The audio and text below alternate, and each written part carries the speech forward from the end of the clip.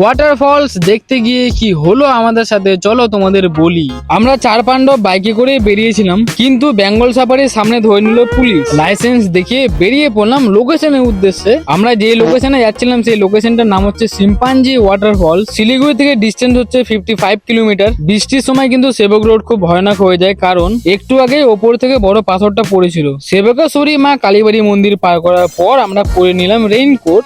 একদম সাবধান, কিন্তু দেখো বড় বড় পাথর ভেঙে পড়ে আছে। হোয়াইট স্যান্ড ব্যাংকের অবস্থা দেখো, তিস্তা নদী একদম ভয়ানক রূপ নিয়েছে। আমরা ডিসাইড করেছিলাম যে করে হোক না কেন ডেস্টিনেশনে পৌঁছে আবার রিটার্ন করবো বাড়ির উদ্দেশ্যে, কারণ গাইজ ওই ওয়াটারফলসে পৌঁছানোটা অতটা সহজ নয়। শিম্পাঞ্জি ওয়াটারফলসে 1 থেকে 1.5 কিলোমিটার আগে যে ট্রেকিংটা করতে হয় সেটা অতটা সহজ নয়। তার কারণটা কি, কেন তোমাদেরকে আমি যাওয়ার জন্য বারণ করবো সেটা তোমাদেরকে নেক্সট পার্টে ভালো মতো বুঝিয়ে দেবো। আমরা 4 জন বন্ধু কি আসলে পৌঁছতে পেরেছি ওয়াটারফলসে? নেক্সট পার্টটা দেখতে ভুলো না অবশ্যই। Tata, thank you.